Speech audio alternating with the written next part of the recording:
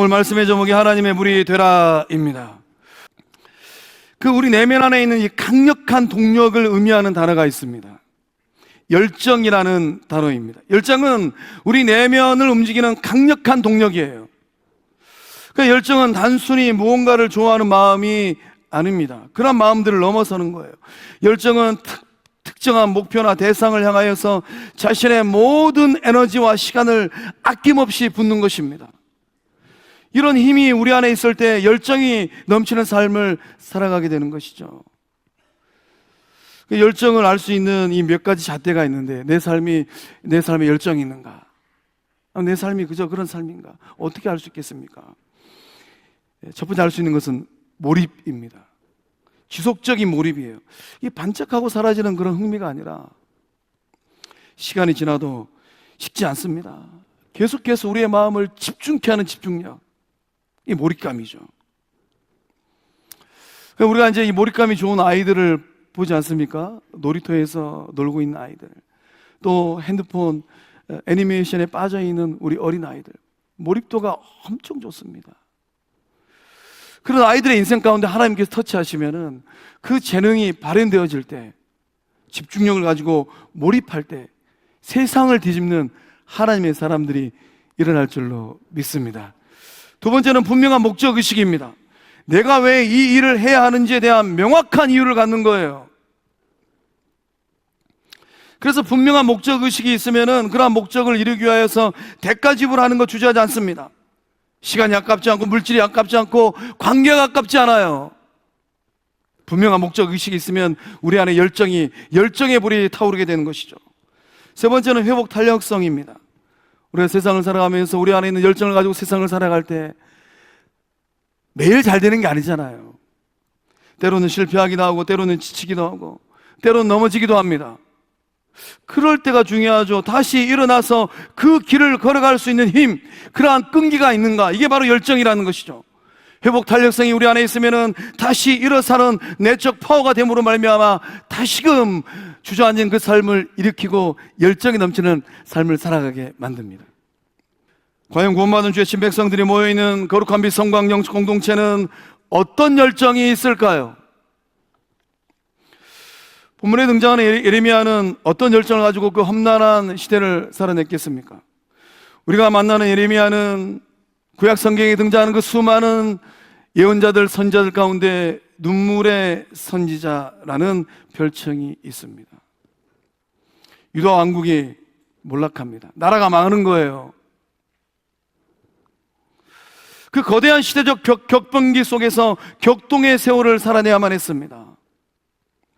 나라가 망하고 유다 민족이 유배당하는 것을 눈으로 목도해야만 해요.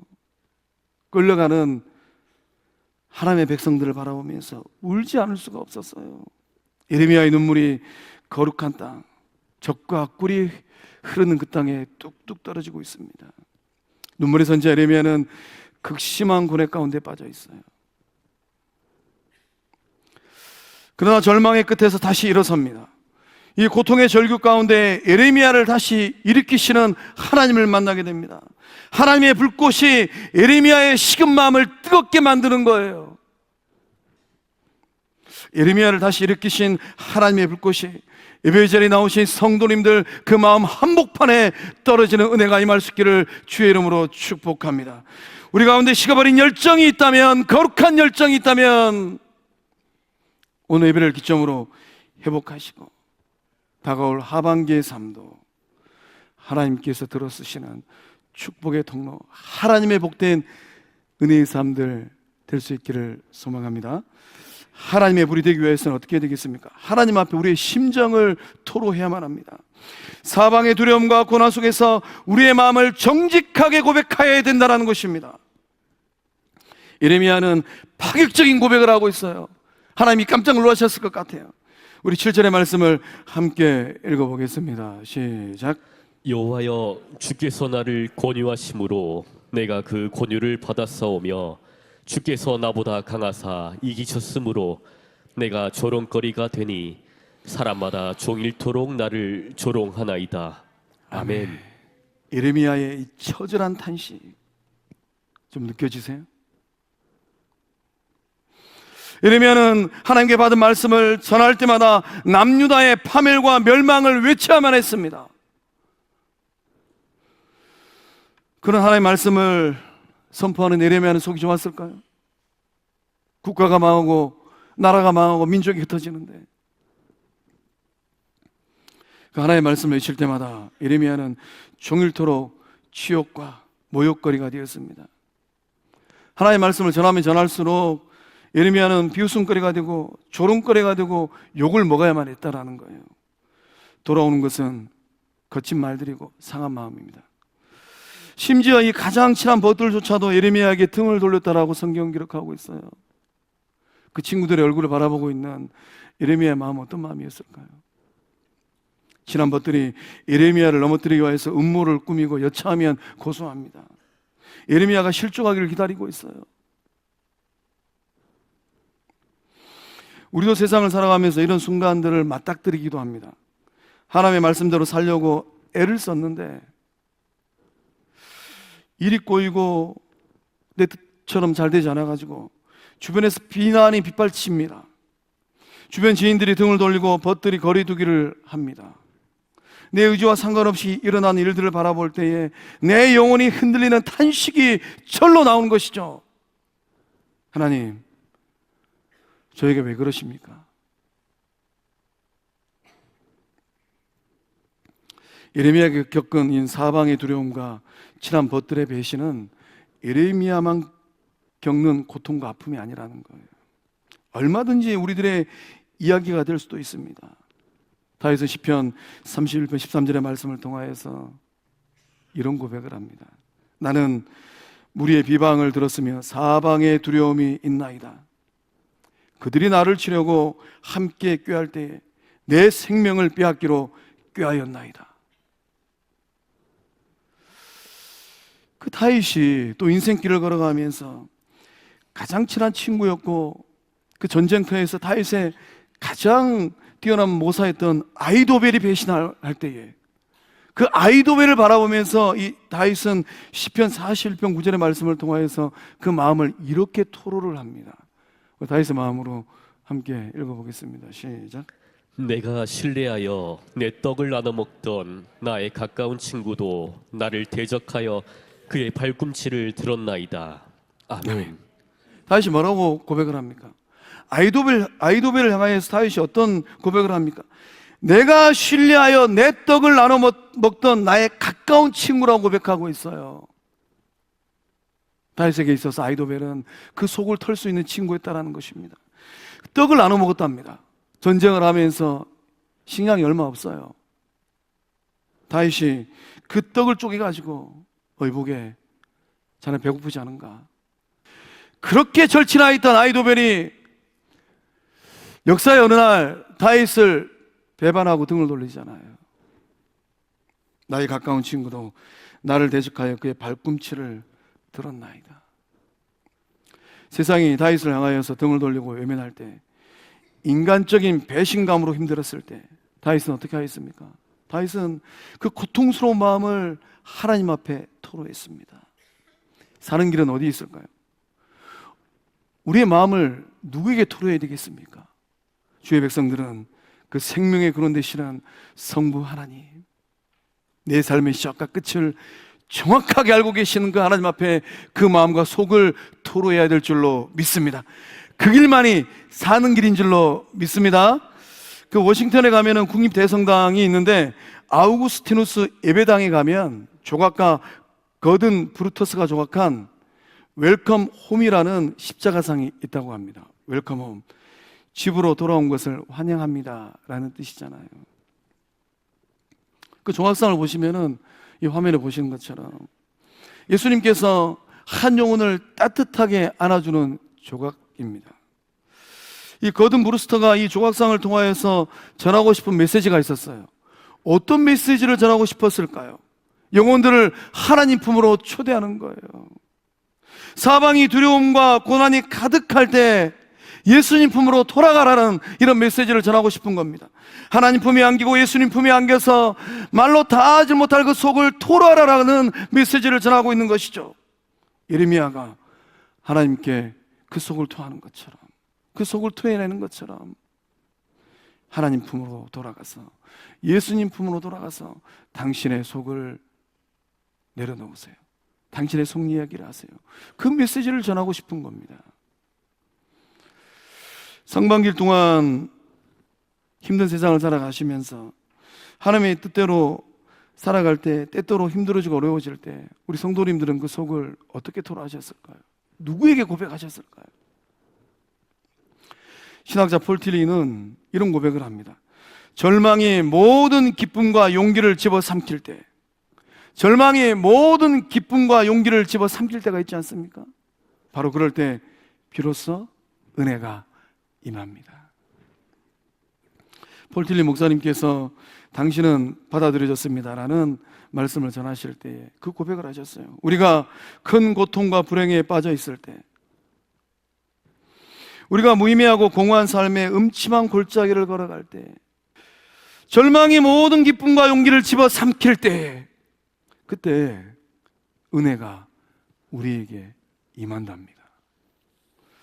위로부터 임하는 은혜, 어떤 은혜입니까? 하나님께서 도와주시는 은혜잖아요. 예수님께서 이루하여 주시는 은혜이지 않습니까? 성령 하나님께서 인도하여 주시는 은혜잖아요. 종아, 내가 이미 다 준비해 놓았다 라고 말씀하시는 하나님의 말씀이잖아요. 그러한 은혜가 우리의 삶에 언제 임합니까? 우리의 삶이 밑바닥칠 때라는 것입니다. 우리의 삶이 허우적거릴 때라는 거예요. 내가 가장 힘들고 어렵고 고통스러울 때, 그때 감당하지 못하는 은혜가 임하고 갚을 수 없는 은혜가 임하고 한량없는 은혜가 성도님들의 삶에 임하고 있음을 믿으시기를 바랍니다. 힘들고 어려울 때 여러분의 심령과 폐부를 살피시는 하나님, 여러분의 안고 일어서심을 아시는 하나님, 여러분의 한숨과 눈물의 의미를 아시는 하나님, 그 하나님 앞에 나아가서, 그 주님 앞에 나아가서 여러분의 답답한 이 속마음을 토로하세요. 하나님, 제가 죽게 생겼습니다. 주님, 제 속을 잘 아시죠? 하나님께서 들으시고 기억하시고 역사하실 줄로 믿습니다. 보좌 우편에 계시는 부활의 주님께서, 시공간을 초월하시는 예수님께서 들으시고 기억하시고 역사하실 줄로 믿습니다. 또 우리는 거룩한 열정을 회복해야만 합니다. 식어진 가슴에 거룩한 불씨를 살려내야만 합니다. 고통에 지친 예레미야의 결단의 고백이 9절 말씀에 있습니다. 우리 함께 읽어보겠습니다. 시작. 내가 다시는 여호와를 선포하지 아니하며 그의 이름으로 말하지 아니하리라 하면 나의 마음이 불붙는 것 같아서 골수에 사무치니 답답하여 견딜 수 없나이다. 아멘. 예레미야가 하나님 앞에서 지금 어떤 얘기를 하고 있습니까? 하나님, 저는 이제 못하겠습니다. 이제 저는 그만두겠습니다. 이런 고백을 하고 있는 거예요. 내가 다시는 여호와를 선포하지 아니하며, 선포할 때마다 조롱거리가 되고 욕을 먹고 비방의 말을 듣는데, 예레미야라고 하나님 말씀을 선포하고 싶었겠습니까? 내가 다시는 여호와를 선포하지 아니하며 그의 이름으로 말하지 아니하리라. 그때 놀라운 일들이 일어나는 것이죠. 그의 마음이 불붙었답니다. 그 불이 골수에 사무쳤답니다. 답답하여서 견딜 수 없는 역사함들이 일어났다라는 거예요. 이것이 오늘 우리가 회복해야 될 거룩한 열정입니다. 이 불꽃은 예레미야가 스스로의 힘으로 만들어낸 인간의 의지가 아닙니다. 하나님께 사로잡힌 자만이 경험할 수 있는 거룩한 불씨예요. 오직 예수님만을 사랑하는 주의 친백성들이 경험할 수 있는 거룩한 불씨입니다. 내 안에 성령의 음성이 들려오는 성령의 사람들만이 경험할 수 있는 거룩한 불씨라는 거예요. 우리의 삶을 압도하시는 하나님의 임재하심, 하나님의 만지심, 하나님의 강력한 터치입니다. 예레미야처럼 이 견딜 수 없는 마음을 가졌던 사도 바울, 그 사도 바울 마음 가운데 거룩한 열정이 있었어요. 거룩한 불씨가 있었습니다. 복음의 열정입니다. 복음의 불씨예요. 바울 사도가 고린도전서 9장 16절의 말씀을 통하여서 이렇게 고백을 합니다. 우리 바울의 심정으로 이 말씀을 함께 읽어보겠습니다. 시작. 내가 복음을 전할지라도 자랑할 것이 없음은 내가 부득불할 일임이라. 만일 복음을 전하지 아니하면 내게 화가 있을 것이로다. 아멘. 반드시 해야 된다는 얘기입니다. 내가 부득불 할 일, 우리 성도님들은 인생 살아가면서 반드시 해야 될 일이 있다면 어떤 일일까요? 부득불 해야 될 일들이 있다면 어떤 일일까요? 오늘 이 시대가 우리가 세상을 살아가면서 우리가 반드시 해야 될 하나님의 일을, 예수님의 일, 성령님의 일은 무엇입니까? 복음을 전하는 것이죠. 예수 생명을 나누는 것입니다. 우리가 이런 거룩한 사명을 발견하고 복음의 열정을 다시금 회복하는 이 시대를 감당하는 하나님의 불씨들, 거룩한 불들이 다 되실 줄로 믿습니다. 또한 우리는 승리를 확신해야만 합니다. 예레미야의 기도는 탄식에서 끝나지 않습니다. 장엄한 승리를 노래하고 있어요. 우리 11절의 말씀 함께 읽어보겠습니다. 시작. 그러하오나 여호와는 두려운 용사 같으시며 나와 함께 하심으로 나를 박해하는 자들이 넘어지고 이기지 못할 것이오며 그들은 지혜롭게 행하지 못함으로 큰 치욕을 당하오리니 그 치욕은 길이 있지 못할 것이니이다. 아멘. 본문의 말씀은 예레미야의 참 절절한 기도입니다. 탄식으로 끝났으면 우리의 마음이 많이 힘들었을 것 같아요. 그러나 예레미야는 이 기도를 통하여서 승리를 확신하고 있어요. 그 승리를 넘어서 찬송까지 갑니다. 오늘 본문의 말씀 가운데 아주 중요한 단어가 등장합니다. 이긴다라는 단어예요. 나를 박해하는 자들이 넘어지고 이기지 못할 것이며, 여기도 이긴다라는 동사가 등장하지 않습니까? 히브리어로 야콜이라는 단어예요. 이 야콜의 뜻은 할 수 있다, 힘을 가지다, 승리하다, 견디다라는 뜻이에요. 본문의 말씀 가운데 이 야콜이라는 단어가 4번 사용됩니다. 아주 중요한 대상들을 향하여서 사용하고 있어요.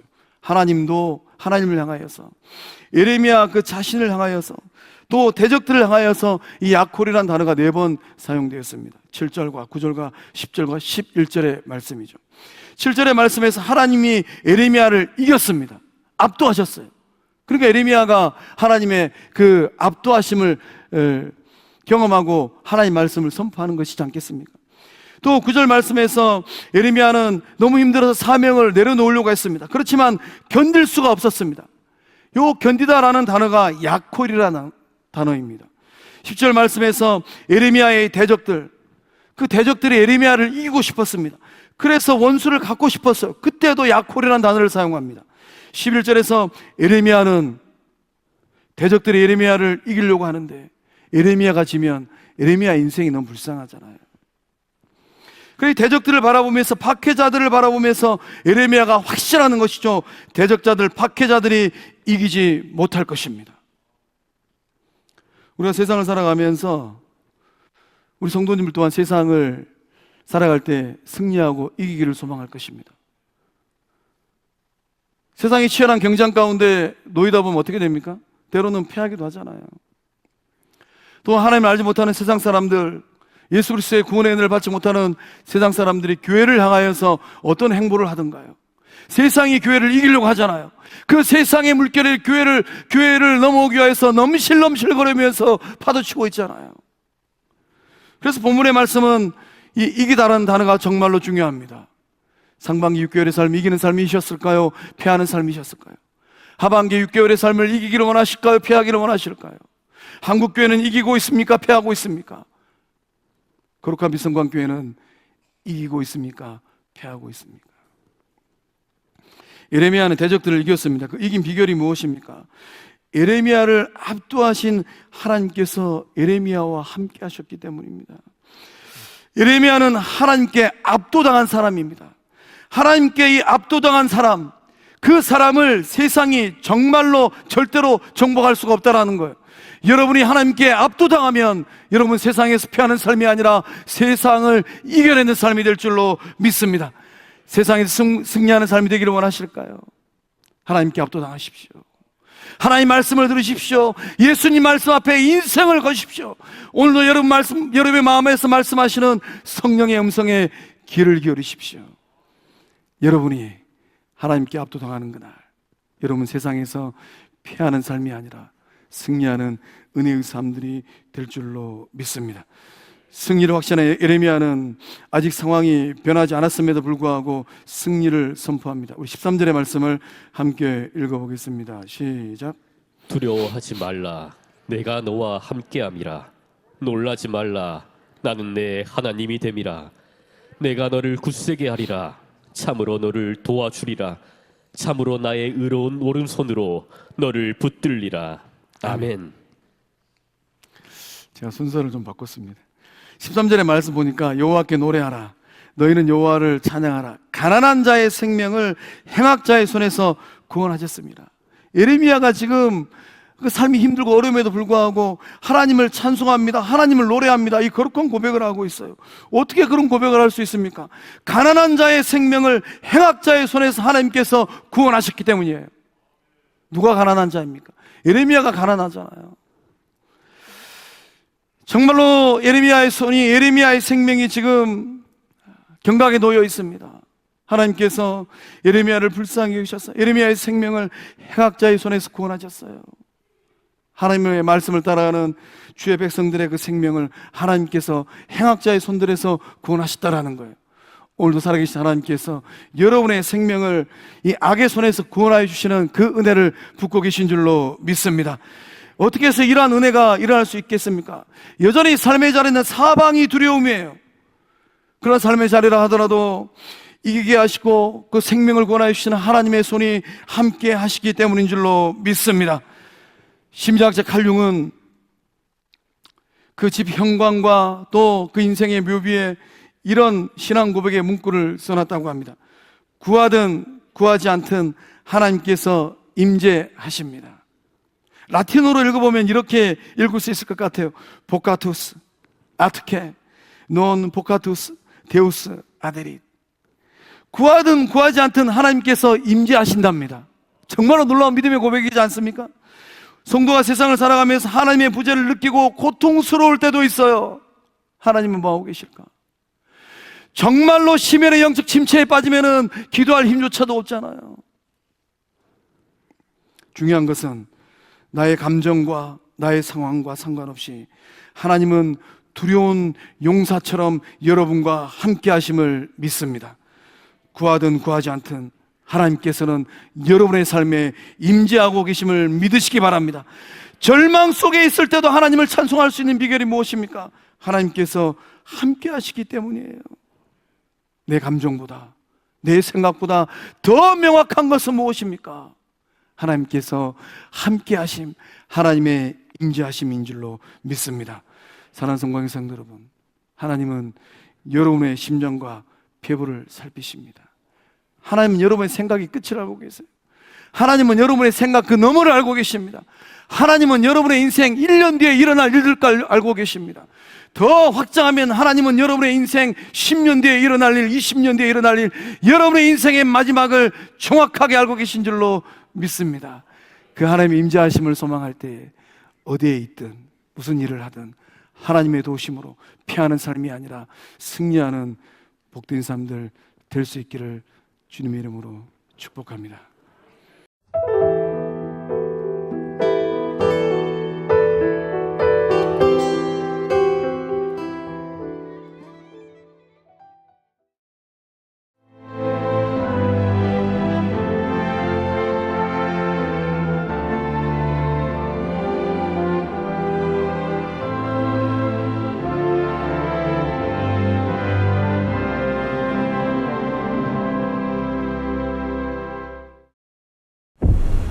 최적의 산업 인프라, 편리한 교통 인프라, 대표 2차전지 클러스터, 미래형 신산업, 해안관광의 중심지, 살기 좋은 정주 환경, 미래를 여는 투자 중심지, 광양만권 경제 자유구역.